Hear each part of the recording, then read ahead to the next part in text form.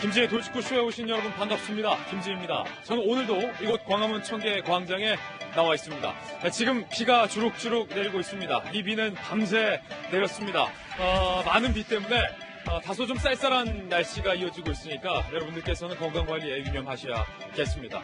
개그맨 김재동 씨의 이른바 고액 강연료가 논란입니다. 대덕구에서 청소년들을 상대로 강연을 준비했다가 결국 취소했는데 김재동 씨의 강연비가 1,500만 원이 넘는 것으로 알려지면서 이 지역 주민들 사이에서 안 그래도 지역 예산 없는데 김재동 씨에게 1,500만 원 넘게 줘야 하느냐라는 강한 반발이 있었습니다. 잠시 후 지역 주민들의 목소리 들어보시죠. 저는 비가 오나 눈이 오나 매일 아침 이곳에서 여러분을 기다리겠습니다.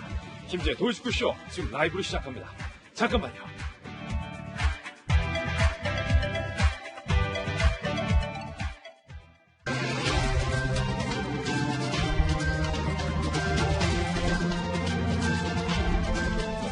신문 읽어주는 날입니다. 호국보훈의 달이죠. 어제는 현충일이었습니다. 그런데 이 천안함 유가족과 또 연평해정 유가족들의 가슴에 대못을 박는 일이 발생했습니다. 동아일보입니다. 청와대가 지난 4일 천안함과 연평해전의 유족들을 초청해 두고 김정은 사진을 나눠줘서 이게 논란이 되고 있습니다. 바로 이 사진인데요.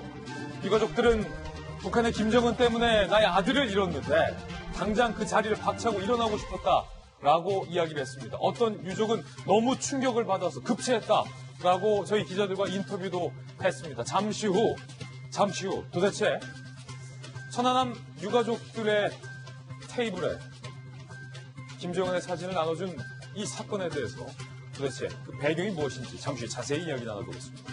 다음 신문입니다. 이번엔 조선일보입니다. 그런가 하면 이것도 논란이 되고 있는데 어제 현충일 추념사에서 문재인 대통령이 북한 개국 공신이자 또 6.25 전쟁 남침의 주역으로 김일성에게 훈장을 받았던 김원봉을 띄워서 이게 논란이 되고 있습니다. 김원봉이 참여한 광복군이 국군의 뿌리다라고 대통령이 연설을 했기 때문인데 야당에서는 즉각 이런 반발이 나왔습니다. 우리 국민의 생명을 앗아간 인물, 무리한 좌파 복권 시도다라고 말입니다. 잠시 후에 얘기 나눠보죠. 다음 신문입니다. 이번엔 중앙일보입니다.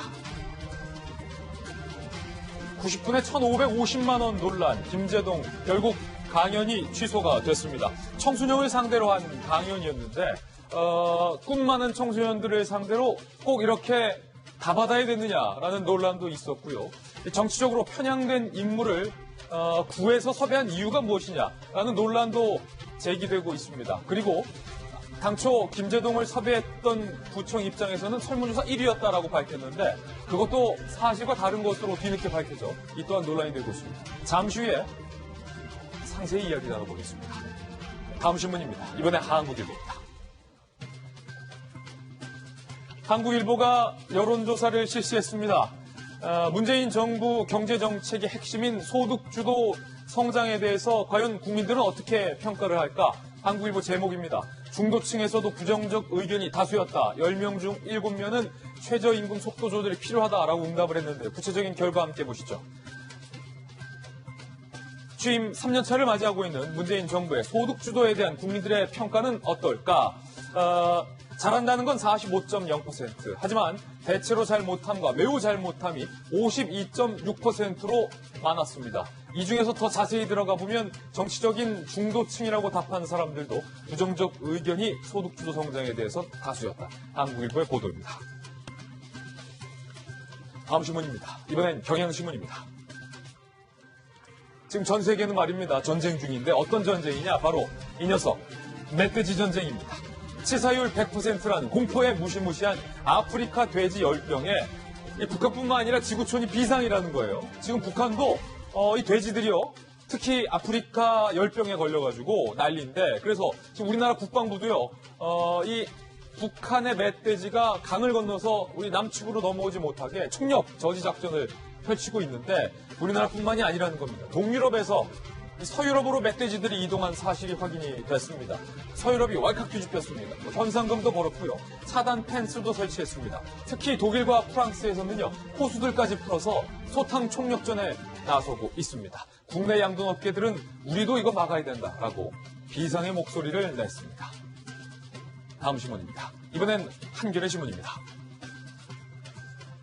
이야, 이거 추억의 빨간 우체통. 이제는 점점 더 못 볼 것 같아요. 꽃 시절 손편지에 동봉했던 그리움 이제 안녕. 한겨레 신문이 아주 시적으로 제목 잘 뽑았어요. 우체통에 이런 말이 붙어 있습니다. 우체통 철거 안내문 서대문 우체 국장. 요 시즌 전국적으로 이 대한민국 우체국에서는요 안 쓰는 사용률이 낮은 우체국을 조사해서 이렇게 우체통들을 철거하고 있습니다. 수요 조사를 하고 있습니다.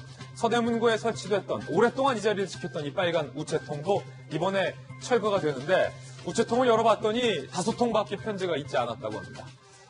물론 행정의 편의 때문에 이 우체통 철거해야겠지만 이 빨간 우리의 그리움과 그 편지 감성마저 사라지는 것은 아닌지 문내 아쉬운 마음이 드는 기사였습니다. 지금까지 신문 읽어주는 남자였습니다.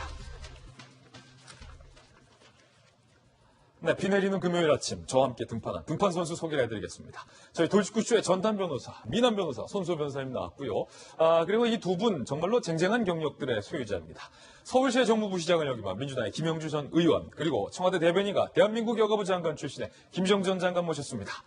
눈에 보이는 모든 것을 의심하고 분석하라 한국이미지전략연구소의 허은하 소장님과 또 돌직구쇼의 시그니처 김배은 박사님 나왔습니다. 모두 어서 오세요. 안녕하세요. 네. 오늘 함께 살펴볼 3가지 키워드도 공개를 하겠습니다. 첫 번째 키워드는요, 김정은 메뉴판, 이게 논란이 되고 있습니다. 꼭 하필 천안함 유가족들에게 김정은 사진을 나눠줬어야 했느냐 라는 논란이, 유가족들의 대목 박았다는 그 논란이 일고 있습니다.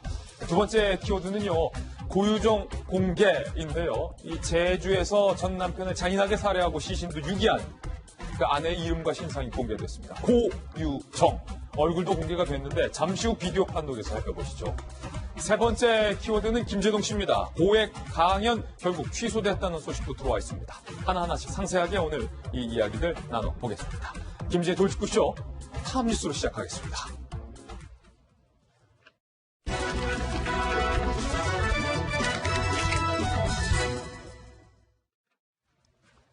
네, 오늘 탑뉴스 주제부터 공개하겠습니다. 바로 이겁니다.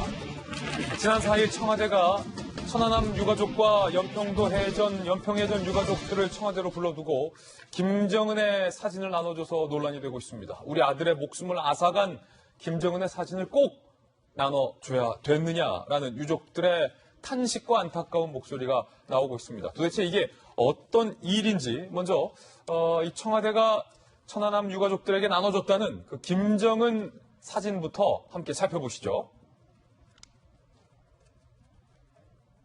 자, 바로 이겁니다. 김정은과 또 문재인 대통령이 지난 그 평양의 회담에서 백두산 정상 천지에 가서 두 손을 맞잡고 함께 마치 뭔가 승리의 포즈를 하고 있는 이 사진. 사실은 뭐 이 사진에 대해서 그래도 남북 간의 어떤 화해 분위기와 또 대화의 물꼬를 텄다라는 긍정적인 평가도 나오고 있습니다만 이 사진을 굳이 북한 김정은에게 목숨을 잃은 유가족들에게 나눠줬어야 하느냐라는 논란이 일고 있습니다. 유족들은요, 이런 이야기를 하고 있습니다.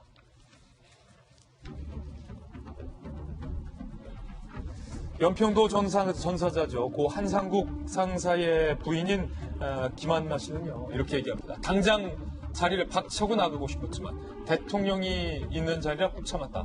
너무 배려가 없다는 생각이 들었다. 그러면서요, 책자를 받고 충격을 받아서 급체해서 밥도 제대로 먹지 못했다. 이건 정말 아닌 것 같다. 내 남편의 목숨을 앗아간 김정은의 사진을 꼭 나에게 이렇게 줬어야 하느냐. 그리고 연평도 전사자 고 서정우 하사의 모친인 김호복 여사께서는요, 책자에 김정은 사진이 있는 것을 보고 김정은 때문에 아들을 잃은 저로서는 마음이 참 아파서 덮어버렸다. 사실은 우리 김호복 어머님의 마음에 지금 2번 대못이 박힌 겁니다. 그리고요, 천안함 유족의 대표 역할을 하고 있는 또 유가족입니다. 이성우 회장. 기분이 좋지 않았다. 우리 이야기를 들으려고 청와대로 불러준 건 고맙지만 왜 이런 사진을 올려두었는지 모르겠다. 그리고요, 이 천안함 생존 장병들의 이야기도 좀 들어봤습니다. 전준영 씨, 유족들은 위로가 아니라 칼 맞은 심정일 것이다. 정부 행사에 가면 이용만 당하는 것 같아서 이제는 가지 않는다라고 이야기를 밝혔습니다. 김병민 박사님, 네. 야 이게 안타깝습니다. 청와대에서는 고의로 물론 유가족들에게 김정은 사진을 나눠준 건 아니겠지만 이때와 장소를 가리라는 말이 있잖아요. 네, 듣는 제가 다 가슴이 먹먹한데요. 유족들이 정의용 안보실장에게 물어봤다고 합니다. 이런 브로셔를 나눠준 이유가 뭐냐라고 하니까 정의용 안보실장이 아무런 대답도 하지 않았다라고 얘기를 하는데요. 얼마 전에 정의당 이정미 대표가 타인의 아픔에 대해서 공감하지 못하는 사람은 이라고 하면서 입에 담기 힘든 극단적인 언어를 썼던 적이 있는데 이 연평도 폭격 그리고 천안함 폭침으로 인해서 목숨을 잃었던 우리 장병들 10년이 지나지 않은 얘기입니다. 그리고 거기에는 분명하게 김정은 위원장이 자리 잡고 있는 사실에 대해서도 우리 많은 국민들이 알 수가 있는 건데요. 지금 보고 있는 장면들은 작년도 평양에서 있었던 백두산 천지에서의 양 정상이 같이 함께 손을 맞잡고 있는 모습이고 능라도 연설을 통해서 평화가 왔다라고 얘기를 하고 있는 그런 장면입니다. 하지만 저 내용들이 저런 9월 달에 평양에서의 양 정상의 선언이 있고 채 1년이 지나지도 않아서 지금 한반도에서는 단거리 탄도미사일 발사를 하고 우리 대한민국 향해서는 오지랖 넓은 중대자라고 얘기하는 게 북한 김정은 위원장의 현실이죠.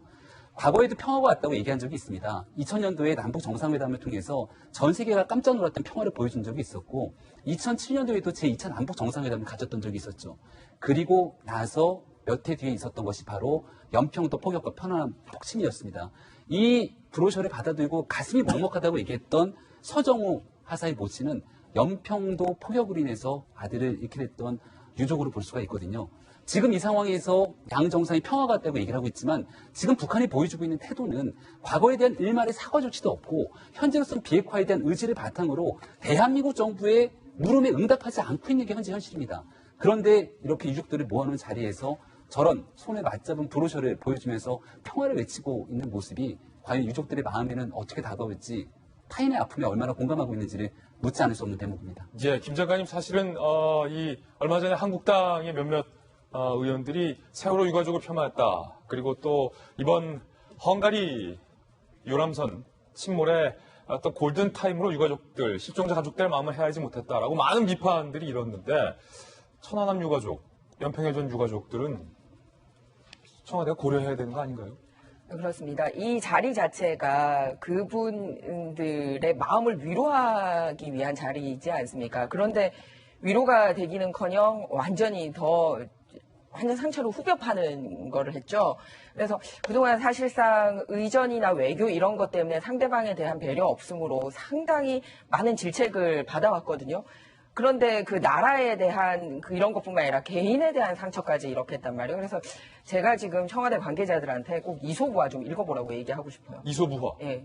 여우와 두루미. 예. 사람 초대해놓고 먹지도 못할 그 용기에다 음식 담아가지고 내는 건 차라리 초대한 것보다 못하게 상대방을 사실 모욕 주는 거지 않습니까? 그래서 어린이들도 알아요. 상대를 초대했을 때 그 사람에게, 상대방에게 맞는 그 초대를 해야 된다는 걸 알고 있는데, 아니, 그런 기본도 안 된 사람들이 지금 청와대 이 행사를 준비를 하고 있습니까?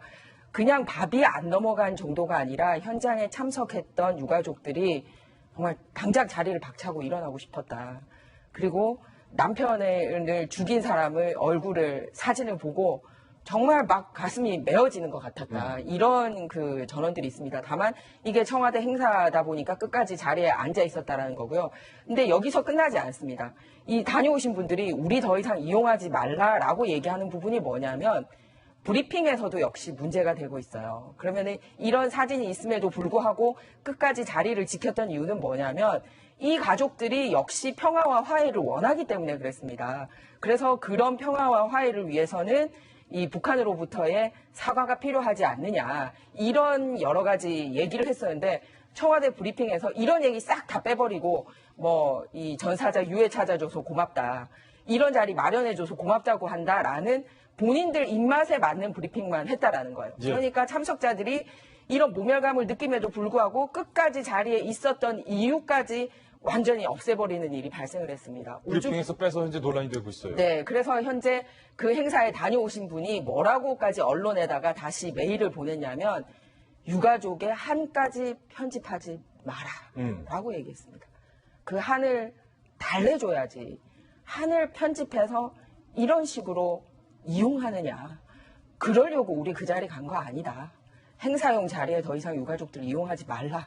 라고까지 다녀오신 후에 말씀을 하셨습니다. 그래서 정말 이분들은 어떠한 말로도 위로가 안 되는데 행사용으로 자리 만든 것도 모자라서 끝나고 나서 이분들의 뜻까지 왜곡하는 일 더 이상 없었으면 하는 바람입니다. 확실히 이 유가족들이 북한이 사과를 해야 한다라는 발언을 청와대가 빼고서 브리핑을 한 것도 좀 적절치 못했다라는 비판이 나오고 있고, 특히 저 사진과 관련돼서 문재인 대통령도 함께 배치를 했단 말이에요. 저는 그 대통령보다도 사실은 대통령을 보좌하는 청와대 참모진들이 사실은 이런 사진 같은 어떻게 보면 작은 부분이라고 할 수 있지만 김영주 의원님, 네. 사실은 굉장히 중요한 부분일 수도 있잖아요. 그렇습니다. 참모들이 상당히 좀 전문적이지 못하다, 너무 아마추어 같다, 뭐 이런 생각이 또 한 번 드네요. 그렇습니다. 이번에 그저께 중일 날 대통령께서 자든 우든 보수든 진보든 나는 모든 애국을 존경한다, 존중한다 이렇게 얘기를 했습니다. 예. 그게 현재 우리 대한민국의 정체성이고 또 문재인 정부의 정체성이기도 합니다. 그렇기 때문에 실제로 그동안에 보여진 부분은 사실은 이 진보와 통일의 길을 위해서 보여졌다면 그 자리만큼은 보수라고 할 수 있는 또 그분들이 보수든 진보를 떠나서 어쨌든 군대에 가서 스스로 전쟁이 일어났다고 휴가 가다가 돌아와서 국가의 몸을 바치신 아주 그야말로 애국자들이신데 보수적 애국자에 대한 배려와 존경이 그 자리만큼은 지켜져야 될 대목이 아니었냐. 그런 면에서 굉장히 아쉽게 생각하고 있고요. 또 그런 면에서 무엇이 배려이겠습니까? 실제로 그 오신 분들이 가지고 있는 무거운 느낌, 또 문 대통령이 너무 김정은하고만 친하게 지내려고 하는 데 대한 불편함, 그런 것을 애서 그 자리에 눈물을 닦아주는 자리가 되었어야 된다고 보고, 대통령께서도 사실은 그동안에 너무 여러분들의 마음을 내가 대변하지 못했던 데 대해서 미안하게 생각한다, 그런 말씀을 하는 그런 자리로 돼야 됩니다. 사실은 9.11 테러 때도 부시 대통령이 I hear you, 나는 당신의 목소리를 듣고 있습니다. I hear you. 예, 그 얘기가 굉장히 큰 메시지로 왔지 않습니까? 여전히 나는 어쩔 수 없이 평화통일의 길에 김정은하고 손을 잡지만 연평대전과 천안함 폭짐을 잊지 않고 있다라는 것을 거기에 오신 분들한테는 분명히 대통령이 밝히는 자리였어야 되는데 그것을 놓치고 있지 않느냐, 보좌진들이. 매우 안타깝게 생각하고 있습니다. 예. 이게 리더십의 어떤 위기까지 오는 것이 아닐까라는 좀 우려가 돼서 좀 걱정입니다. 제가 리더십 이미지 전문가로서 여러 번 말씀드리지만 이미지, 우리 국민들이 생각하는 그 이미지는 그들이 만든 걸 갖고 생각하는 게 아니라 국민이 느끼는 걸 가지고 판단하는 겁니다. 그런데 지금 분명히 우리 문재인 대통령과 청와대에서 얘기하고 싶은 이야기가 뭔진 저희도 알겠습니다. 평화, 좌와 우를 따지지 말자라는 건 다 알겠는데 그 안에 오신 분들은 무언가의 배려를 받고 싶어 하시는 부분이잖아요. 그래서 그러한 부분을 잘 헤아리지 못하고 그 메시지 전달이 제대로 되지 못한 부분은 현재 리더십 위기다. 그렇다면 이 위기 관리를 어떻게 해야 되나라는 생각도 좀 해봐야 될 것 같습니다. 탑 리더가 되려면 타임이죠. 타임, 오케이션, 플레이스입니다. 시간과 장소와 상황에 맞게 어떻게 우리 대통령이 리더십을 발휘할 수 있을지 그 보좌진들에게도 정확하게 지시를 내리시고 이제는 한 번쯤 더 좀 체크를 해보셨으면 좋겠습니다. 대통령께서 직접 체크하셔서 내가 생각한 그 메시지를 우리 보좌진들이 의전이나 이벤트나 이 행사에 제대로 전달하고 있는지에 대한 것도 지금쯤은 한번 체크하셔야 원래 생각했던 그 의도대로 우리 국민들이 좀 받아들여지지 않을까라는 생각이 들면서 그 부분, 리더십의 이미지 부분을 한 번쯤 언급하고 싶었습니다. 예. 그런가 하면 어제 현충일 추념사에서 문재인 대통령이 김원봉을 언급해서 논란이 되고 있습니다. 대통령의 발언부터 직접 들어보시죠. 광복군에는 약산 김원복 선생이 이끌던 조선의용대가 편입되어 마침내 민족의 독립운동 역량을 직결했습니다. 광복 후 대한민국 국군 창설의 뿌리가 되고 나아가 한미동맹의 토대가 되었습니다. 6.25 전쟁의 정제 당시 북한의 장관급이자 또 김일성에게 훈장을 받았던 김원봉을 우리 국군의 뿌리라고 대통령이 표현을 한 데에 대해서 야당이 일제히 비판을 했습니다. 들어보시죠. 북의 전쟁 공로자 김원봉에게 헌사를 보낸 대통령은 최소한의 상식선 안에 머물러 있는 것입니까? 6.25 전사자가 가장 많이 묻혀 있는 곳에서 6.25 전쟁의 가해자에 대해서는 한마디 못하면서 북한의 6.25 전쟁 공훈자를 굳이 소환하여 축혀 세우며 스스로 논란을 키우고 있지 않습니까? 김 장관님, 지금 김원봉, 사실 많은 시청자들도 좀 잘 아시는 인물이에요. 네. 독립운동을 하신 분은 맞습니다. 다만 해방 이후에 월북해서 김일성 정권에서 사실상 북한 정권의 개국 공신입니다. 그리고 국가에서 노동상 등 요직을 맡았고요. 부위원장도 했고, 그런데 이제 나중에 이제 숙청 되기도 했습니다. 어쨌든 독립운동은 했지만 핵심적인 그 활동을 했고, 훈장도 받고, 요직도 있었고, 우리 6.25 전쟁 때 공헌을 한 걸로 해서 저 훈장을 받았단 말이에요. 그러면 어제 현충일은 어떤 자리입니까? 말 그대로 전쟁의 피해를 보신 분들에게 그 전쟁의 상흔을 위로하는 자리입니다. 그런데 대통령께서 새로운 역사전쟁을 시도하는 듯한 말씀을 하셨어요. 말로도 얼마든지 전쟁을 일으킬 수 있습니다. 근데 하나 안타까운 건 뭐냐면 그 대통령께서 원래 본질로 말씀하려고 하셨던 통합의 얘기를 하시면서 이 북한 훈장 받은 김원봉을 얘기를 하는 게 과연 아무 논란도 없을 거라고 청와대는 판단을 한 걸까? 충분히 여기에 대한 반발이 있을 거라고 예상을 할 수 있었을 텐데 왜 이렇게 반발을 일으킬 수 있는 발언을 넣었을까라는 부분입니다. 그래서 그 시간과 장소에 맞는 발언을 해야 되는데 사실 3.1절 기념식에서도 3.1절과 관련되지 않은 이 빨갱이 발언을 해가지고 그게 3.1절 기념식에 맞나라는 얘기가 있었는데 현충일 기념식에는 또 북한 훈장 받은 사람을 거론했단 말이에요. 그러니까 국가의 그 국민을 대표하는 원수로서 국민들에게 통합의 메시지를 내놓는데 판판이 좀 문제가 있지 않느냐라는 지적을 드리고 싶습니다. 특히 한국 전쟁이 어떤 전쟁이냐면요. 정말 대한민국 전체가 초토화됐었습니다.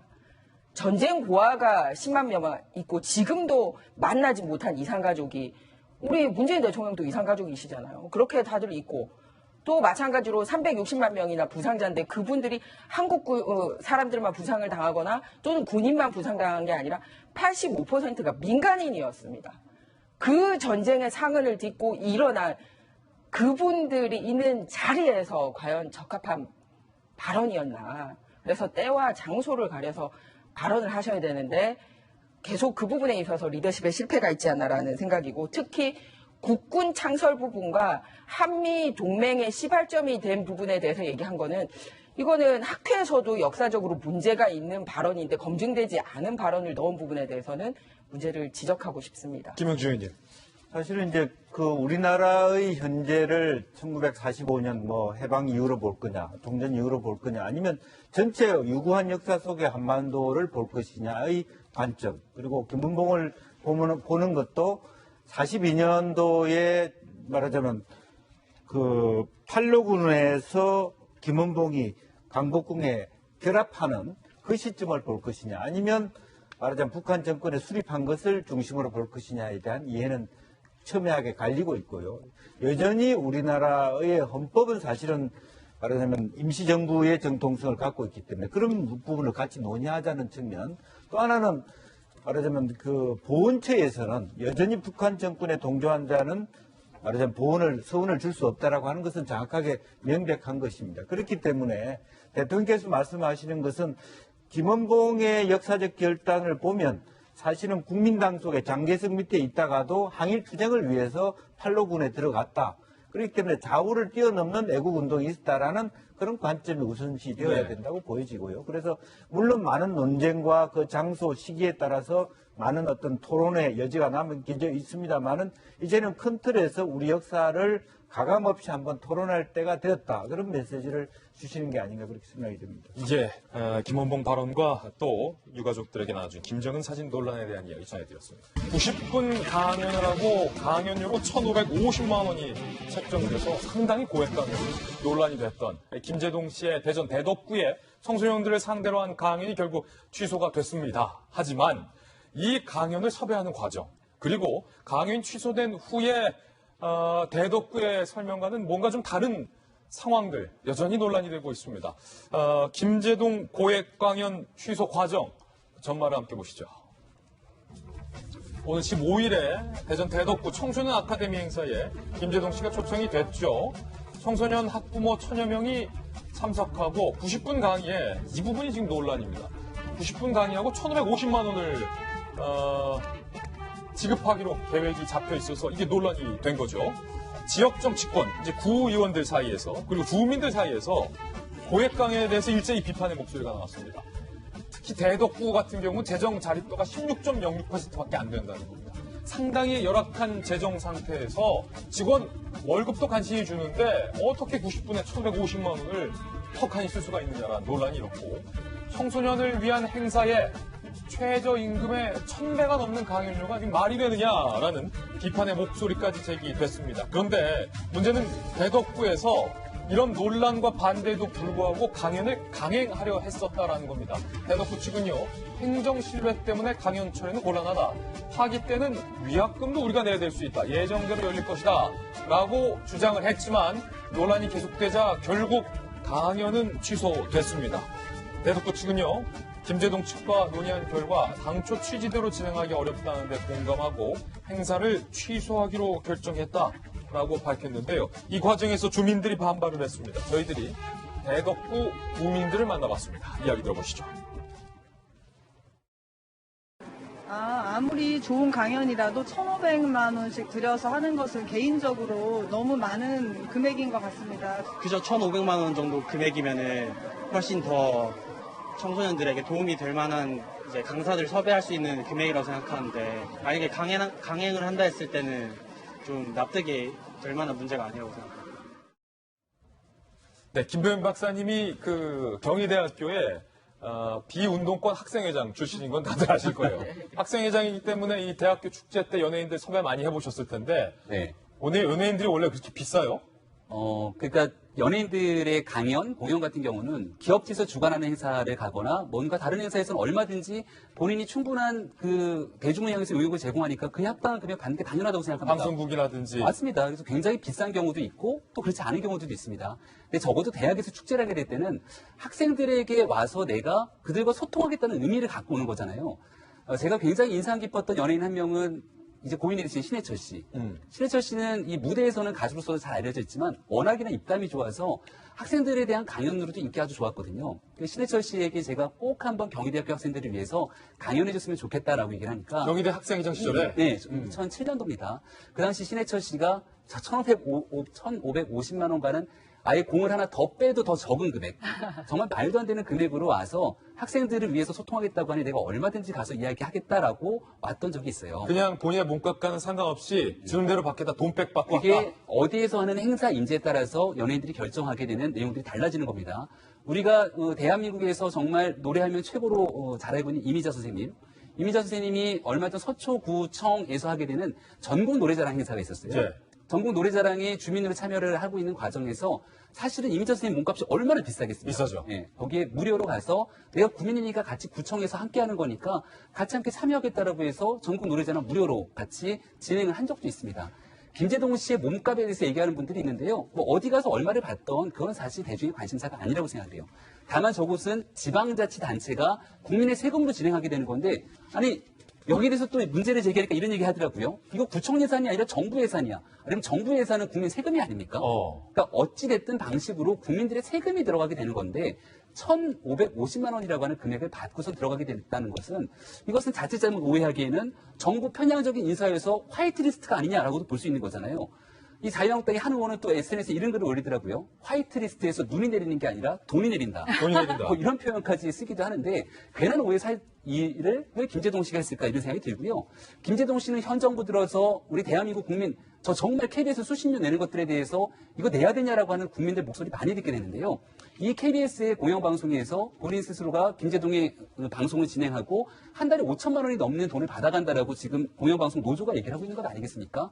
아침에 차를 타고 MBC 라디오를 들으면은 김제동 씨가 나와서 이야기를 합니다. 김제동 씨가 무슨 일을 하시든지 간에 충분하게 국민들과 소통하는 것은 저는 자연스러운 일이라고 생각하는데, 왜 현 정부에서 친정부 성향의 인사라고 불리는 인사가 이렇게 공영방송 등에서 특히 지금 구청 같은 경우에는 민주당 구청장 아닌가요? 이런 방식으로서 국민들의 세금과 관련된 내용들에서 김재동 씨가 나타났냐. 여기에 대한 비판의 소지가 있다고 보고요. 이런 상황까지 논란이 일어났으면 저는 제가 김재동 씨라면 얼마든지 논란이 있었던 부분들에 대해서 송구하게 생각하고 내가 가서 재능 기부로서 사람들과 소통하겠다고 할 텐데 그것도 취소시키는 건 뭡니까? 예. 이런 여러 가지 생각이 듭니다.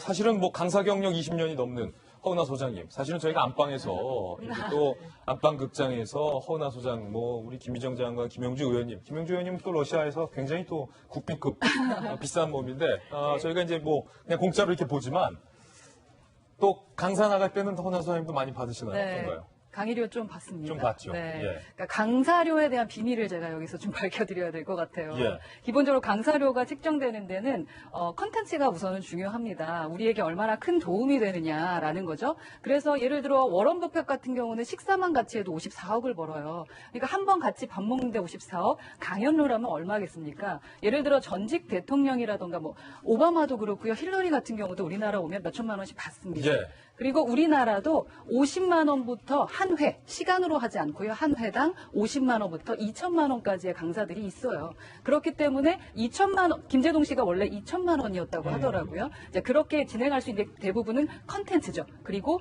기업에서 주는 경우가 많습니다. 그리고 인지도가 중요해요. 그러니까 아마 김재동 씨는 인지도 때문에 몸값이 더 많이 올라갔을 거라는 생각이 들고요. 예. 또한 이제 경력이 중요합니다. 근데 이렇게 컨텐츠, 인지도, 경력 모든 것을 다 해서 기업에서는 어쩔 때는 2천만 원, 뭐 1,000만 원 이렇게 주는 분들이 상당히 많은데 제가 생각할 때 공기관은 좀 달랐어요. 저도 이제 강사료를 웬만큼 받고 있는데 공기관은 늘 말합니다. 우리는 책정된 기준이 있어서 저희 아시잖아요. 공무원이 무슨 돈이 있어요. 라는 말씀 하시거든요. 그렇기 때문에 저희 특강 강사들도 공무원들에 대한 그 강사료는 달라요. 그래서 완전히 많이 내려가고 예. 또한 기존에 내가 청소년들을 위해서 일을 했었다. 아니면 이런 내가 살아왔던 인지도를 높였던 행사들 있잖아요. 그랬던 그 인지도에 맞춰서 그쪽에 갈 때 또 강사료를 받지 않거나 아니면 강사료를 아주 다운시켜서 들어가는 경우가 상당히 많은데 두 가지 제가 논란의 이 강사료 비밀에서 논란의 핵심은 아마도 어떻게 구청에서 저렇게 많은 돈을 강사에게 지출할 수 있었을까라는 의문이 들고요. 강사 입장에서. 두 번째는 공인이기 때문에 자신의 평판 관리를 위해서 사실 김재동 씨는 청소년들이 키워주신 분이잖아요. 그러니까 그러한 청소년들을 만날 때 아무리 많이 준다고 하더라도 자기 자신이 조금 이렇게 워워하면서 관리를 했었더라면 이러한 논란이 좀 덜했을 텐데라는 강사 입장에서의 아쉬움은 좀 드는 그런 사건입니다. 대덕구의 발언에 대한 논란도 지금 있는데요. 대덕구 측이 애초에 이 김재동 강사료가 논란이 되자 이렇게 얘기를 했었는데요. 대덕구 내에서 참가자를 대상으로 한 설문조사에서 김재동이 1등이었다. 그래서 몸값이 2천인데 뭐 한 500DC 받아서 이렇게 한 거다. 뭐 이런 식으로 얘기를 했는데 알고 봤더니 그런데 대덕구가 아카데미 참석자를 대상으로 조사는 했는데 그건 맞는데 1등, 2등, 3등 순위가 있는 게 아니라 순위를 매기지 않은 6명이 추천이 됐었다는 것으로 대덕구의 설명과는 좀 사실이 다른 것으로 드러났어요. 대덕구가 이 6명 중에서 설민석과 김재동으로 압축을 했고 섭외료와 일정을 고려해서 김재동을 최종 섭외했다. 뭐 이런 입장을 냈는데 순위 1위 뭐 이건 어떻게 된 건가요, 김영주 의원님? 그것은 뭐 이렇게 조사하면 나올 얘기를 그렇게 얘기하는 것은 잘못된 것이죠. 그래서 전반적으로 어쨌든 이런 과정을 통해서 김재동을 섭외하게 되었다는 설명을 했었어야지 무조건 선호도 1위다라고 하는 것은 사실과 다른 것으로 판명됐습니다. 그렇다면 그런 부분에 대한 사과가 필요한 것이고요. 그런 면에서 실제적으로 제가 봐야 될 것은 정말로 다른 오히려 뭐 국회의원이나 이런 사람들은 이제 청탁금지법 때문에 예. 50만 원 이상을 못 받아요. 사실 어떤 그런 장면이라면 나머지 어떤 뭐 방송인이든 언론인이든 연예인이든 이런 분들이 언론인도 그렇게 못 받죠 지금은. 못 받죠. 그런 상태라면 어떤 기준을 가지고 중앙정부가 저렇게 터무니없는 돈 1,500만 원이 넘는 돈을 한 사람에게 쓰게 했는가도 굉장히 큰 문제가 될 거라고 보여집니다. 예. 그래서 그게 뭐 국돈이냐 중앙정부 돈이냐의 문제가 아니라 전체적으로 나라 돈을 쓰는 데 있어서 다시 한번 그런 기준을 좀 더 명확하게 짚어야 되지 않을까 그렇게 생각이 듭니다. 예, 조금 전에 그 대덕구 주민들의 인터뷰라고 했는데 이제 일반 시민들에게 이루어진 인터뷰였다는 거 정정을 해드리겠습니다. 김재동 씨의 강연비 논란에 대해서 전해드렸습니다. 이번엔 저희가 준비한 다음 순서입니다. 취재 수첩 Y가 준비되어 있습니다. 오늘은 과연 어떤 사건들이 준비되어 있을지 저와 함께 이동하시죠.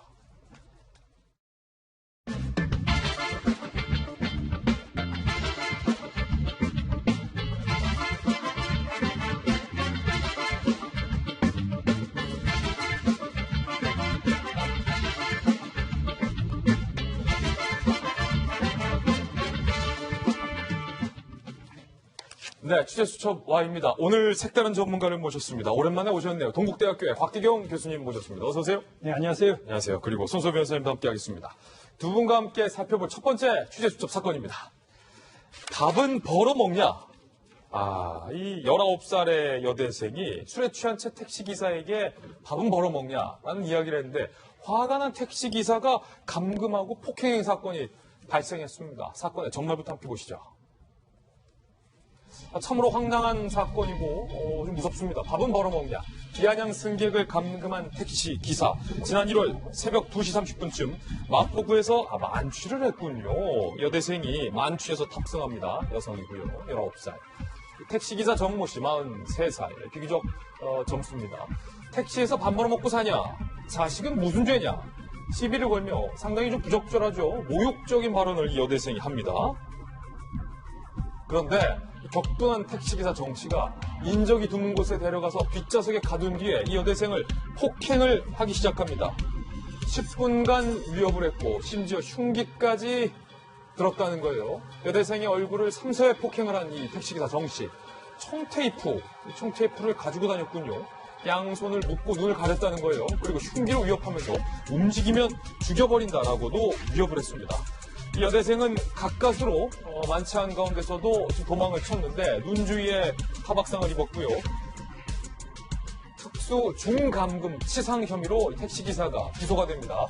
정 씨는 징역 1년 6월에 집행유예 3년을 선고받고 사회봉사 160시간을 선고받았습니다. 재판부의 설명 함께 보실까요?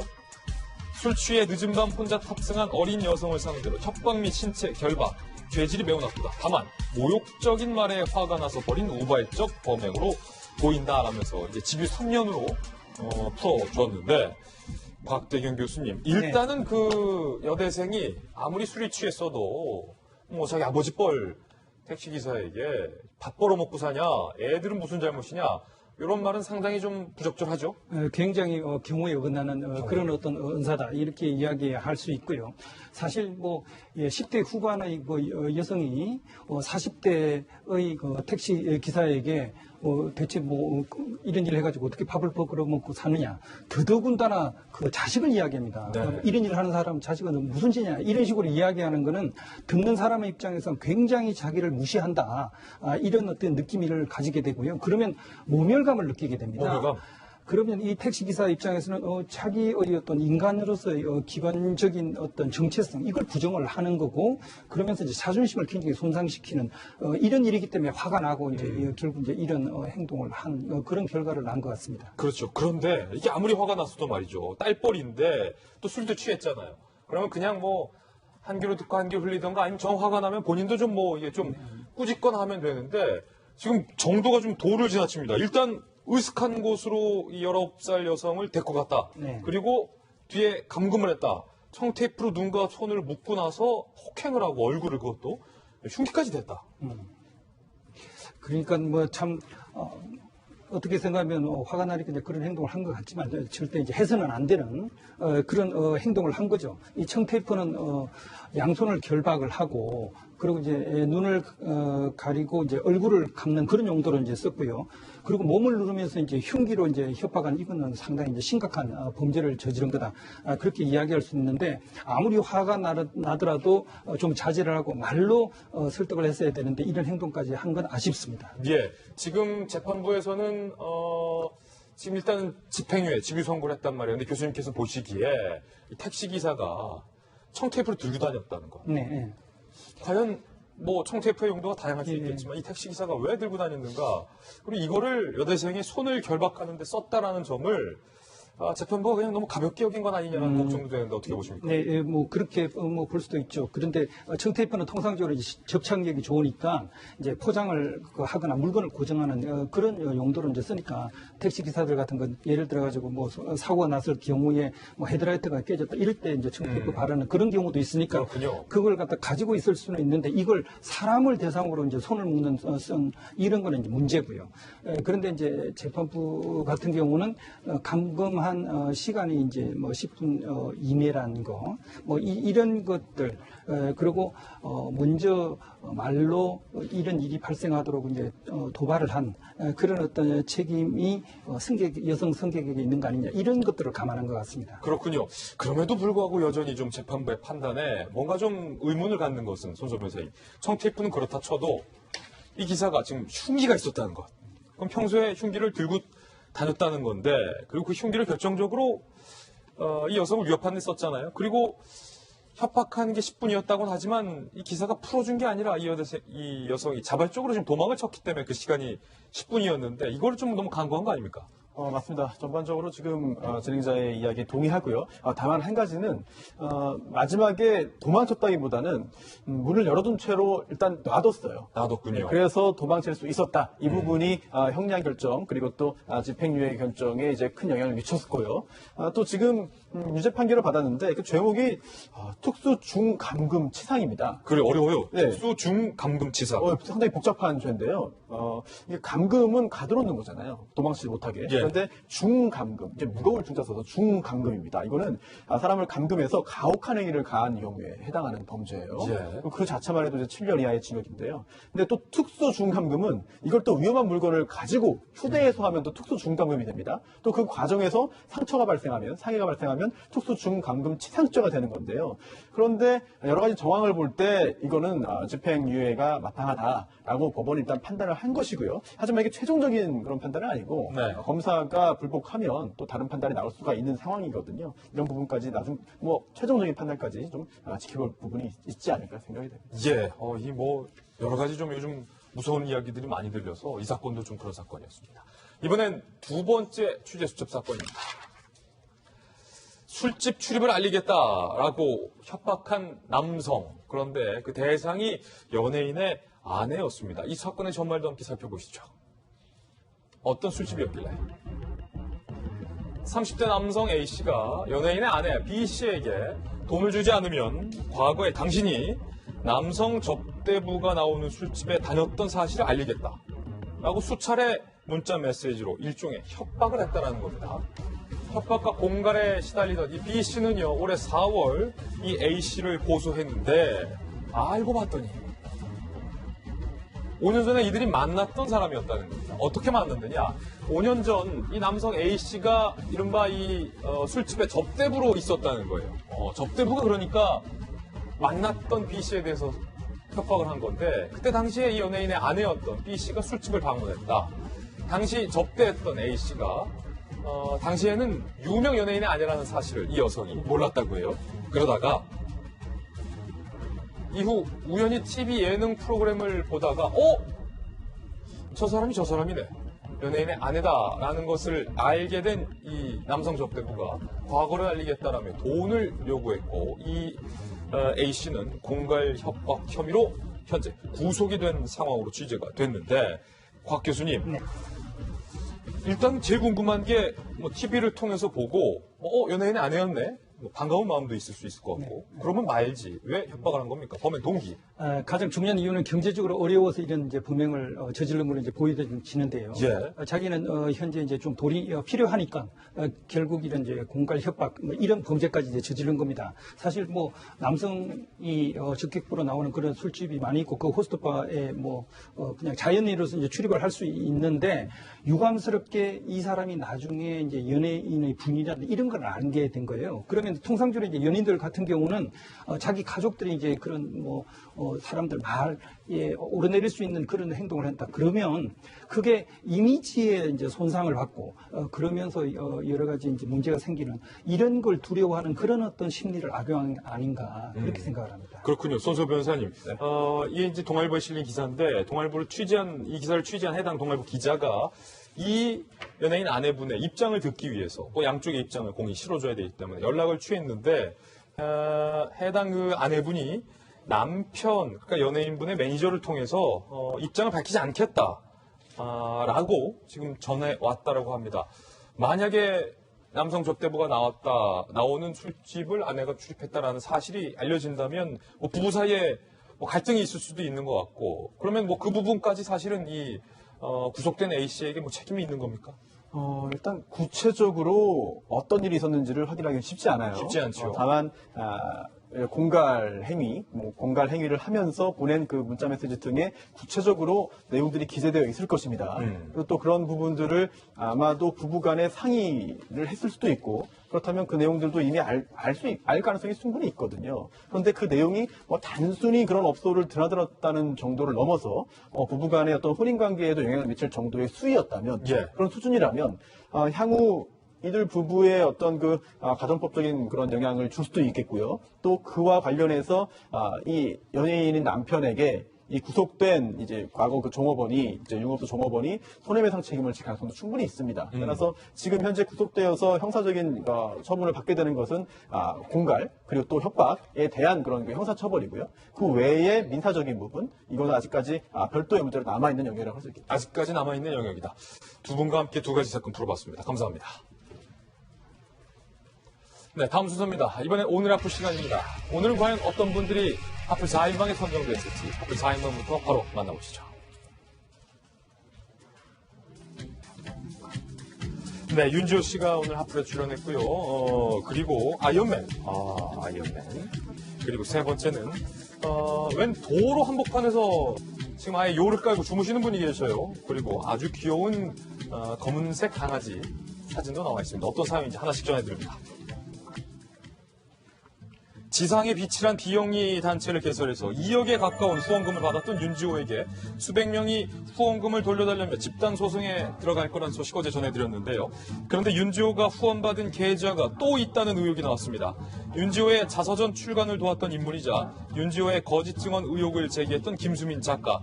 지난 3월 인터넷 방송에서 윤지호 개인 계좌를 이틀간 오픈했다며 공식 후원 계좌 이외에도 개인 계좌로 받은 후원금이 더 있다는 것을 폭로했어요. 그러면서 4시간 만에 1억 3천만 원이 모였는데 이틀이면 얼마가 모였겠느냐라며 공식 계좌보다 개인 계좌의 후원금이 더 많을 수 있다라는 주장을 하기도 했는데요. 하지만 아직까지 윤지호 개인 계좌로 받은 후원금의 액수와 사용처 또한 공개되지 않은 상황이에요. 앞서 지상의 빛에 모인 후원금 사용처 논란에는 1원도 쓰지 않았다던 윤지호. 이번에는 어떤 답변을 내놓을지 귀추가 주목이 되고 있습니다.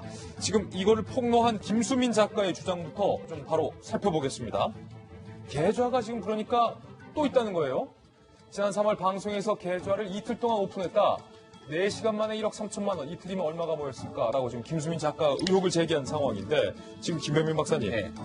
지상의 빛에 모인 후원금이 거의 뭐 2억 원 가까이 모였다. 네.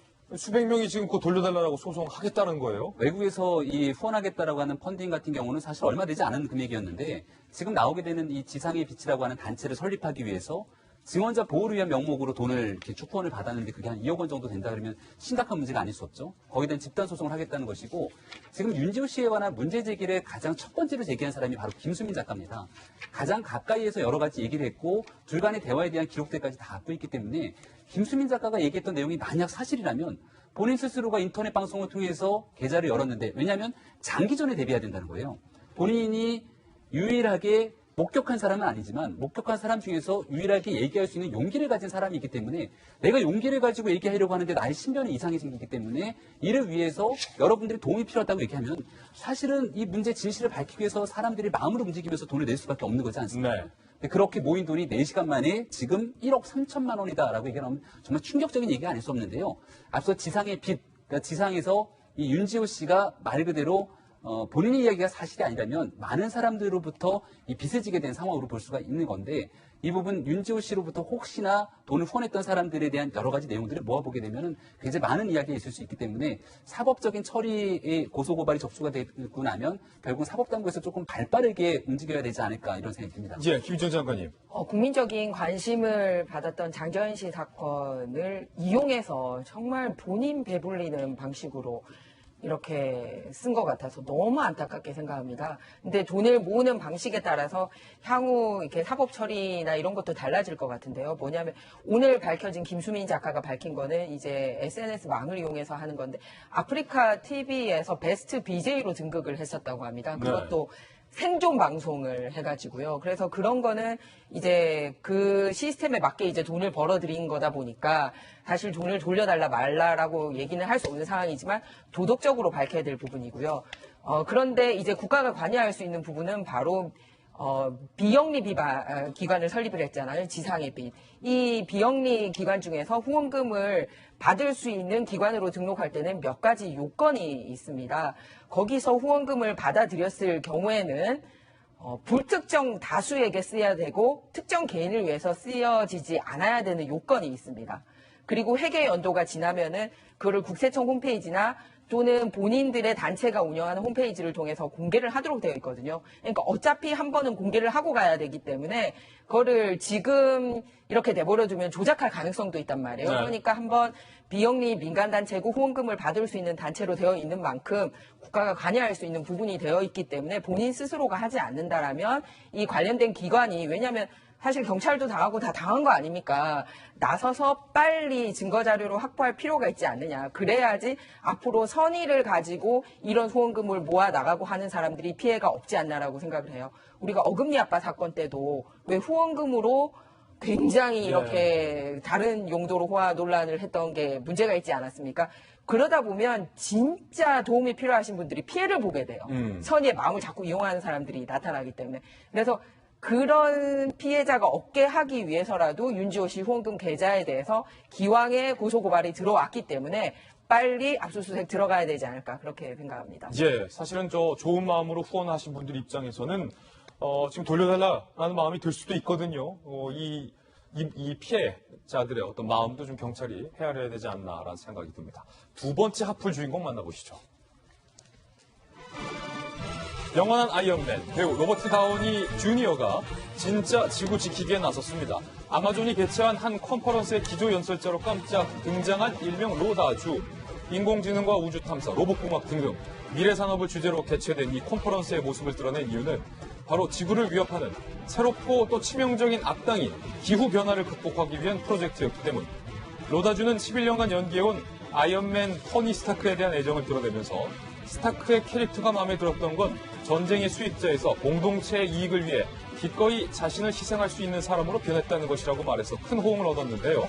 11년을 마블에서 아이언맨으로 지구를 지켜왔던 그가 앞으로의 11년은 로봇공학과 지구를 깨끗하게 만드는 기술을 지원하겠다고 밝혔습니다. 참 멋진 사람이에요. 이에 현지 언론은 아이언맨이 진짜 지구를 구하는 영웅이 되고 있다며 찬사를 아끼지 않았습니다. 이게 그래서 이 드라마나 영화를 하더라도 내가 이거 어떤 배역을 맡느냐가 중요해요. 맨날 이 살인자, 사기꾼만 하는 사람들은 진짜 내가 사기꾼인가 싶다가 영웅 노릇하면은 이게 자리가 사람을 만든다고 말이에요. 네, 아이언맨 좋아하면서 저도 로버트 다우니 진짜 좋아하거든요. 예. 이번에 컨퍼런스 가서 말씀하시는 거 보면서 더 또 좋아하게 됐습니다. 더 좋아하게 된 이유 중에 하나는 우리가 무심할 수 있는 이 기후변화에 대해서 많은 사람들에게 관심을 집중시켜 주셨던 것에 대한 감사함을 좀 전하고 싶은데요. CNN에서 보도를 했는데 기후변화로 30년 뒤에는 대부분의 인류 문명이 없어질 수 있다. 특히 뭄바이, 홍콩, 텐진 등에서는 살기 어려워질 수 있다라는 기사까지 나왔습니다. 그런데 사실 우리가 이 부분에 대해서 관심이 좀 없잖아요. 근데 그러한 부분을 우리 아이언맨이 지구를 지키기 위해서 이렇게 얘기해주니 많은 지구인이 관심을 가질 것 같고 특히 우리나라에서도 코이카에서 이제 1억 투자해서 무언가 시작을 했다고 합니다. 기후변화에 관심을 갖게 해주신 점 다시 한번 감사드리고 싶습니다. 예. 아이언맨이 전 세계에 지구를 구하기 나섰다면 대한민국에도 로버트 다우니 주니어 같은 아이언맨이 정말 필요한 상황이고요. 얼마 전에 국회 미래연구원에서 2050년에서 보내온 경고라고 하는 보고서를 발간했습니다. 제가 한 대목만 좀 들려드릴게요. 충남까지 올라온 아열대 기후, 여름철 일상화된 폭염, 오존주의보, 겨울하늘에 숨막히는 미세먼지, 수량 수질 모두 부족한 물 부족 국가, 석탄 화력 발전소의 재가동. 이게 2050년 대한민국의 미래에서 보내온 경고라고 합니다. 예. 그렇다면 대한민국에서 지금 이 로버트 다우니 주니어는 사실 영화 속의 영웅을 넘어서 정말 전 세계 본인이 기여하고 싶은 아주 조그마한 내용들을 바탕으로 세계에 홍보를 하고 나선 건데요. 2050년 대한민국을 구하기 위한 진짜 아이언맨은 어디 있을까? 네, 국회에 있는 300명의 국회의원들이 이 기사 그리고 이 방송 꼭 좀 봤으면 좋겠습니다. 네, 거기에 덧붙이고 싶은 것은 정말로 최근에 치러진 유럽의회 선거에서 녹색당의 약진. 녹색당의 약진. 예, 프랑스와 독일에 있어서 거의 유럽 의석 전체에서 2위를 차지했거든요. 그리고 젊은 새롭게 진인한 유럽의회 첫 번째 투표한 사람들의 대부분이 녹색당을 찍었다라고 하는 것도 굉장히 눈여겨봐야 될 것 같습니다. 그래서 젊은 그 소년들이 기후변화에 대한 적극적인 행동으로 나서고 있거든요. 그래서 지금 현재 우리 국회가 공전하고 있는데 정말로 정치권들이, 어른들이, 특히 거대 여야 정당들이 이런 전 세계적인 변화와 관심에 주목해 주시기를 바랍니다. 예, 특히 이제 우리 저 돌직구 쇼를 시청해 주시는 많은 우리 시청자분들도 이 기후 문제에 대해서 더욱더 좀 많이 관심을 가져주셔야 할 것 같습니다. 특히 우리 그 젊은 세대들이 뭐 미세먼지뿐만 아니라 여러 가지 환경 문제에도 좀 관심을 가져주시기를 부탁드립니다. 이번엔 저희가 준비한 세 번째 하프 주인공입니다. 평소 교통체증으로 악명 높은 교통지옥의 끝판왕이라 불리는 인도네시아의 수도 자카르타. 그런데 최근 이 자카르타의 도로 한가운데서 잠옷 차림으로 사진을 찍는 사람들이 속속 목격되고 있습니다. 이거 위험한데 무슨 일일까요? 바로 지난달 30일 예수 승천 공휴일과 지난 3일부터 오늘까지 라마단 종료를 기념하는 공휴일이 이어진 탓에 주말까지 포함하면 최장 11일의 황금 연휴를 보낼 수 있는데 고향에 가거나 여행을 떠나지 못하는 사람들이 이때서 싶어서 이렇게 상상할 수 없는 평소에는 모습들을 지금 텅 빈 도로에서 연출을 하면서 인증사진 찍는 거예요. 한 대학생이 SNS에 체증 없는 자카르타 일상의 사치를 누리자며 이렇게 런닝머신을 하는 사진도 올리고 또 캠핑을 하는 사진도 올리고 이게 더욱더 화제가 되면서 많은 사람들이 동참을 하고 있습니다. 잠옷 차림으로 도로 한복판에서 인형을 안고 누워있는 사진들도 굉장히 많고 급기야 이 어린 아기들이 욕조에서 목욕을 하거나 또 식사를 하거나 게임을 하는 등 가족들이 단체로 거실에 모여있는 분위기를 연출한 사진도 있습니다. 텅 빈 도로를 만끽하는 인도네시아 현지인들의 기상천외한 아이디어들 참으로 재미있네요. 그러니까 저 손소 변호사님, 굳이 이제 좀 비유를 하자면 예전에 우리 한 80년대에 이제 설날이나 추석 때 되면은 서울 큰 길들 뭐 다 텅텅 비잖아요. 그렇죠. 약간 그런 느낌인가요, 그러니까? 그렇습니다. 사실 도알고 채널A가 있는 이 서울 한복판 광화문 인근도 명절 당일에는 굉장히 한산합니다. 네, 가끔 여기 그 명절 당일에 오게 되면요, 아니 여기 정말 사람들이 그렇게 많이 다니고 북적북적하고 길도 많이 막혀서 그곳이 맞나 이렇게 착각을 할 정도인데 특히 자카르타는 제 출장 때문에 몇 번 왕래를 했었어요. 왔다 갔다 하셨군요. 네, 그런데 그 중심부는 거의 뭐 서울과 큰 차이가 없을 정도로 굉장히 번화하고 굉장히 크게 발달된 상태거든요. 그런데 문화가 아무래도 동양권이다 보니까 저 인도네시아도 역시 한꺼번에 이동하고 한꺼번에 또 갔다가 한꺼번에 오고 그런 문화가 있는 것 같습니다. 민족 대이동. 그렇습니다. 그런데 우리나라는 이제 뭐 역기성도 이제 점차 자리를 잡아가는 것 같고 또 꼭 명절을 지킨다기보다는 또 해외로 가는 경우도 많아졌잖아요. 그러다 보니까 과거랑 좀 다른 부분이 생기고 있는데 자카르타, 인도네시아도 아마 뭐 시간이 지나면 지금 저 장면이 굉장히 좀 저럴 때가 있었나? 신기해하면서 예전의 추억이다. 지금은 안 그런데 예전에 저랬구나. 이렇게 회상하는 날이 오지 않을까 그런 생각이 듭니다. 자카르타, 이거 어떤 나라입니까? 자카르타는 이제 인도네시아의 중심부죠. 그래 말레이시아 이어타고 있는데 사실은 말레이시아에 비해서 조금 정치적으로는 상대적으로 불안정한 곳입니다. 그렇군요. 그러나 여러 곳의 섬으로 이루어진 나라이기 때문에 특이한 것은 아주 섬병원, 병원선 이런 것들이 많이 다닙니다. 도시. 그래서 앞으로 굉장히 장기적으로 발전 가능성이 높은 인구가 많은 그런 도시고요. 해교의 중심 국가이기도 합니다. 그래서 제가 내년에는 그 시기 동안에 여행을 가고 싶습니다. 단체 관광 여행을 조직해서. 그래요? 자카르타 도심에서 천막을 치고 노는데 혹시나 공항이 쉬지 않을까 싶어서. 공항이 쉬지 않을까? 여기서 한번 목욕하고 사진 한번 찍으세요. 네. 예. 동남아시아 제1의 도시고 서울보다도 더 인구가 많은 도시라는 게 믿어지십니까? 서울보다 더 많아요, 이거? 네, 이야, 그렇습니다. 대단하네. 그래서 서울이 지금 1,000만을 안 넘고 있는데 저기는 1,000만 일찌감치 넘었고요. 위성 도시까지 하면 3,000만이 넘는 곳이라고 합니다. 그래서 일종의 종교 르바란이라고 이제 종교 특별일인데 워낙 이제 종교가 이제 이슬람이다 보니까 국가 공휴일로 지정이 돼서 우리처럼 앞뒤 끼고 해서 이번에는 좀 길어져서 더 그런 일이 생겼다고 하고요. 또 하나는 워낙 성으로 구성된 나라다 보니까 떠나면 아예 텅텅 비어지는 겁니다. 예. 우리처럼 그러니까 뭐 떠나도 바로 왔다 갔다 할 수 있는 게 아니라 아예 다른 성으로 건너가다 보니까 저렇게 도심이 비는 현상이 생겼었는데요. 산도 왜 안식 기간을 가지고 있잖아요. 그래서 몇 년 동안은 이 길은 이용하지 말라라고 해서 산길을 복원하고 막 그러지 않습니까? 예. 그런데 저런 특별 명절이 도심의 공기를 복원하는 그런 기능으로까지 활용이 되는 것 같아요. 그래서 우리는 이제 명절이라도 뭐 역기성 있고 해서 저렇게 다닐 수는 없지만 우리 서울 같은 경우는 이제 눈여겨볼 수 있는 부분이 차 없는 거리로 지정되는 그 거리들이 있지 않습니까? 그래서 그런 곳에서 아마 이 느낌으로 아마 자카르타의 저 분위기를 여러분들이 상상을 하시면 될 것 같습니다. 예, 이번엔 네 번째 하플 주인공도 만나보시죠. 이름하여 깜순입니다. 이 안타까운 뉴스예요. 수도권의 한 여대 내 캠퍼스에서 자라며 특히 이제 여대생들의 사랑을 한 몸에 받았던 강아지 이 깜순이 알아보고 손 달라면 손도 줘요. 지난 5월 초에 갑자기 온데간데 없이 학교에서 사라졌어요. 미스테리예요. 유기견으로 떠돌다 학교 경비 청소용 용역업체 직원이 재활용 분리수거 과정에서 키우며 학생들의 귀여움을 많이 받았던 깜순이 간식도 많이 얻어먹고 또 영특하고 영리해서 학생들이 이름을 부르면 꼬리를 치면서 따라오고 손 내놔라 하면 손도 주고 그런데 자취를 감춘 거예요. 입양됐다는 어딘가 미심적인 대학 측 설명에 의심을 품던 학생들이 충격적 비보를 접했는데 화물차에 실려가는 깜순이를 본 목격자가 나타나면서 추적에 나섰는데 결국 청소 경비 용역업체 직원이 깜순이를 잡아먹었다고 실토한 겁니다. 사랑을 독차지했던 깜순이의 생존 모습을 잠깐 보실까요? 앉아. 학생들이 찾아가서 간식도 사주고 빚도 사서 빗겨주고 정말 많이 애정을 쏟았어요. 모르는 사람이 없었어요. 절망스러웠죠. 다들 지금 울고 있다 그러고 진짜냐고 그러고 손이 떨린다 그러고 이 학생들의 사랑을 많이 받았던 강아지인 만큼 학생들의 충격도 큰 상황인데 깜순이를 이제 먹은 용역업체 직원들은 학생들의 상처를 줘서 미안하다며 공개 사과 의사를 밝혔지만 이 학생들의 충격은 큰 상황입니다.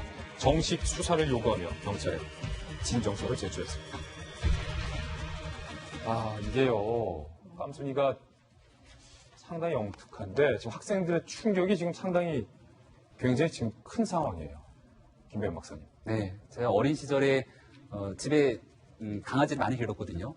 근데 저희 먼 친척 어르신이 이 개고기집을 하고 계셨어요. 근데 어느 날 갑자기 집에 있던 강아지가 사라져갖고 나중에 보니까 어머니는 그냥 뭐 그렇다라고 얘기를 했지만 나중에 사촌 형들이 그거 몰랐니? 거기 갔어라고 하고는 얘기를 듣고 나서 정말 그 오열했던 어린 시절의 순수했던 마음이 기억나요. 그러니까요. 그러니까 이런 마음들을 아마 갖고 있는 경우들이 여러 존재하고 있을 텐데 정말로 다른 사람의 정말로 그 깜순이와 함께 있었던 여러 가지 생활과 추억들이 저 학생들에게는 정말로 즐거웠던 기억들일 텐데 저걸 저런 방식으로 다른 사람들의 감정들을 전혀 고려하지 못했던 미아원에 대해서 정말 이제 안타깝습니다. 특히 좀 영특한 친구였잖아요. 학생들이 발하면 발도 주고 손하면 손도 줬는데 저걸 저렇게 꼭 처리를 했어야 했는지 여러모로 좀 안타까운 아쉬움이 남는 기사였습니다. 저희는 60초 광고 후에 힐링 뉴스로 돌아오겠습니다. 잠시 후 저와 함께 힐링하시죠. 오늘 힐링 뉴스의 주인공은요. 이 모처럼 돌아온 피겨 여왕의 화려한 공연 모습을 준비했습니다. 김연아 선수의 공연 장면인데요. 김연아 선수의 공연 장면과 김연아 선수의 이야기도 오랜만에 한번 만나보시죠. 역시 여왕의 품격은 달랐어요. 얼음 위에서 환상적인 공연을 펼친 건데 이게 1년 만입니다. 팬들도 아낌없이 환호를 보냈습니다. 김연아가 올드 스케이트 2018을 통해서 오랜만에 스케이트를 신었는데 작년 거에는 특별 출연이고 올해 1년이 지나서 정식 출연자로 이름을 올렸습니다. 다크 아이즈와 이슈라는 두 개의 발라곡을 들고 왔는데 오롯이 자신만의 싱글 무대를 소화한 장면이었습니다. 은퇴한 지 한참 됐지만 역시 여왕의 품격은 녹슬지 않았다. 이런 찬사가 상당히 어울릴 것 같은데요. 김연아 선수의 목소리도 한번 들어볼까요? 상당히 오랜만에 이제 공연을 하게 돼서 사실 얼음이 입장하기 전에는 별로 긴장을 안 했는데 얼음이 딱 서니까 또 긴장이 되더라고요. 또 퍼포먼스를 잘 보여드려야 된다는 생각 때문에. 그래도 이제 관중분들이 호응 많이 해주셔가지고 저뿐만 아니라 다른 선수들한테도 잘 해주셔서 하면서도 즐겁게 했던 것 같고. 사실 저도 이 김연아, 손현재 이런 선수들이 조금 더 해줬으면 현역으로 하는 마음이 있었고 김연아 선수 특히 보고 싶었는데 TV 보험 광고에서만 만나가지고 좀 아쉬웠는데 이번에 피겨 여왕의 모습으로 오랜만에 만나서 참으로 저도 반가웠던 영상으로요 반가웠던 순간이었습니다. 힐링하십시오. 아주 볼 때만 이게 어떻게 돌면 이게 안 어지럽나 그렇죠? 그러니까요. 저희는 코너만 돌아도 어지러운데 김연아는 계속 돌아요. 역시 여왕입니다. 이번 한 주도 정말 고생 많으셨습니다. 좋은 주말, 힐링하는 주말 보내시고요. 저희 다음 주 월요일 아침 9시 15분에 풍성한 소식 들고 인사드리겠습니다. 오늘 하루는 분명 어제보다 나을 겁니다. 좋은 하루 되십시오. 고맙습니다.